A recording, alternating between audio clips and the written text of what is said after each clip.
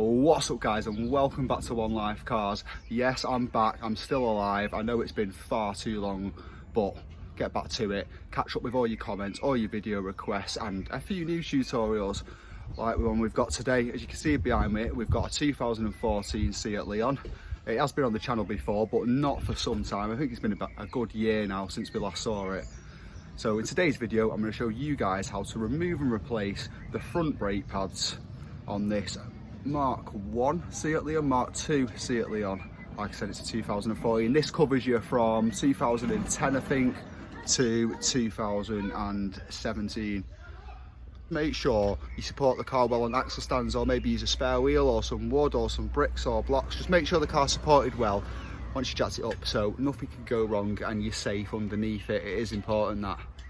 Anyway, so you've got your wheels loose, you've got your car jacked up, so the wheel's off the ground. Next thing you want to do is get a wheel off, and we'll cut next to that shot and I'll show you guys how to remove and replace the brake pads on the 2014 Seat Leon. Let's car jacked up, stuck the wheel under it for a bit of safety, and there's an axle stand underneath the car actually, so that's jacked up and it's safe. So the first thing we want to do is have a look at the caliper itself. Well, the first thing we'll have a look at, I'll show you guys how bad these have got. As you can see, they've worn down to metal, which has now scored the disc. Ideal world, you've got a new set of discs, but these discs are quite new, got a very little lip on them, so they will wear back. I mean, it's not ideal, it's not going to affect safety, they'll still stop fine, and the new pads will score that back flat again over the next few months, so you can get away with leaving them like that. If you've got money's no objects, I would replace them for what it's worth, but it's certainly not an issue if you can't. So the first thing we'll look at for getting these off is the actual caliper mount itself. So this whole unit comes off the caliper bracket, and if we have a look round the back here, you'll see that there's a cap there with nothing, just a bit of plastic on it, and one down here which I've already undone to show you, like so. So it starts out life like that, this little plastic cap, and literally just going to pop the cap off the top, revealing the Allen key head inside of there, inside this rubber bit. It's just to protect it from dirt and grime, obviously, with it being around the wheel. And to do that, I've just been using this Allen key, which is a CRV 7, so size 7 Allen key, is all you need to know. And it's just got this handy looped end, which is useful for putting the adjustable on it for some leverage, as they can be quite tight, these. So as you can see, we can find it in there. Alright, so I'm going to go down. Imagine you're looking at the bolt from the other side, you want to be anti-clockwise, pushing down, and there you go. They are quite tight, so just an Allen key. Obviously, perfect world maybe a ratchet with an Allen key end in it, or a bar, but sometimes they can be really tight, so be careful you don't break a ratchet with it. Like I say, this method works great. These ringed Allen keys are perfect for putting an adjustable on the end. So we'll get those two out. The bottom one out, it's pretty much out, the bottom one anyway.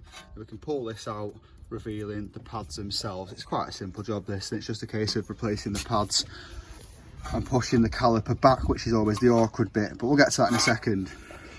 Got the caliper off the mount, so that just pulls out. Sometimes it can be a bit stiff, so it might take a bit of leverage to pull it off. On these, the clips are built into the back of the pad, as you can see, and they just sort of clip into this space here, so it's actually quite easy. Like some cars, you have the extra clip you have to ping on and off, but you just knock it out basically. I've left that pad in as it'll help for some extra surface area for pushing the piston back in, which I'm going to show you a nice trick to in a second. So you can get wind back tools, which are more for back calipers, as the fronts don't usually turn anyway, they just push back. And you can also use something like that in one side. Can I have a cameraman please? Just about there, bear with me guys.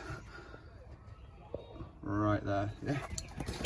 So you can put something like that in one side, and then this is just an example. I'll probably use a better suited tool and something like that in the other side, and then you can literally pull them against each other, which levers it's already going back very slightly. Now before I force it too much, one thing I will recommend is if you open the bonnet, could you pop the bonnet please, Mike? And undo the brake caliper cap, the brake reservoir cap. As when you're pushing that piston back, it's pushing all the fluid back up the system and it could create a bit of excess pressure. So if we undo this cap first, any pressure build up can come out of here and it won't be over the top. So I've pushed the actual caliper piston back as far as I can. And then now it's just a case of sticking both pads in. So as you can see, they've all got the same clips on them. You will have two in your new box, or one should I say, with all wire on it for the pad wear sensor. So we've not got any sort of wire on this side, so that means that it's on the other side. So we don't have to worry about that for now. And now it's just a case of clicking the new pads in. Like so, as like with every Aichi part from Euro, they don't fit the best of clips, but they're fine once they're on the actual.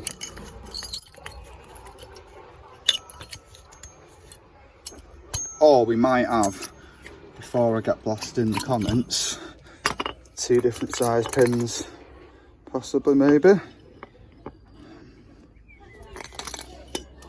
Yeah, we've got a deeper pin and a shallower pin. So the deeper one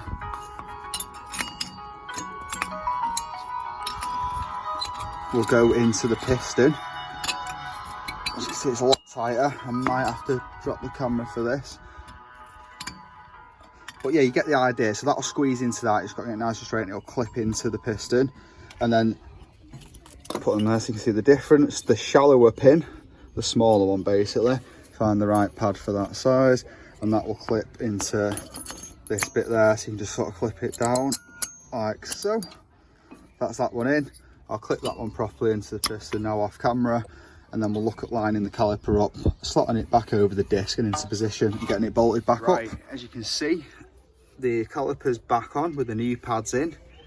It's a bit, make sure you get this metal piece at the bottom here behind that. It kept landing there and you think it don't fit, but you just got to sort of put the bottom in first, so this little tab goes behind the rest of the caliper holder or the caliper frame, whatever you want to call it, and then you can sort of knock the top in. It does fit, it's just a bit tight. Yeah, so that's in, new pads on with plenty of life in this time. And I'm just doing up the two bolts at the back that I showed you at the very beginning with the CRV7 Allen key. If you want proper torque ratings for them, let us know in the comments. I'll look them up, but you can just do them nice, firm, tight. Like, so say with this is my leverage for the way I'm doing it. So just nice and firm on that. You know, you don't have to hang off it, but make sure it's tight. And then once I've done those two up, you can put your little caps back on under the rubbers, stop any crap getting in it, and that stops them rusting. So when the necks get changed, they're nice and easy to get off. But guys, that's about it for this video on how to remove and replace your brake pads on a Mark II or 3. I said 2 at the beginning, I think I'm wrong again. This video covers the 2011, 2010, possibly, Leons, so this shape basically, up until 2017, I think, they stayed the same. Obviously not the FRs or the Coopers, they have bigger, different brakes. But yeah, I hope you found this useful. If you did, be sure to give it a like. If you're new to the channel, hit that subscriber button. And for those of you who are thinking, why have I not mentioned it yet? Yes, I think we're just about at 2,000 subs, so I'll be announcing the winner of the giveaway in the next video. And for those of you who are new, you could still be in that, you know, you'll still be in that random draw. It'll be a draw of all the subscribers, just a random number generator. I'm going to pick 3 winners, a first prize and 2 runners up. But I'll announce that in the next video anyway. And other than that, that's it for this video. I hope you enjoyed it. I hope you found it useful. And until next time, my name's Sam Clark. You're watching One Life Cars. Peace.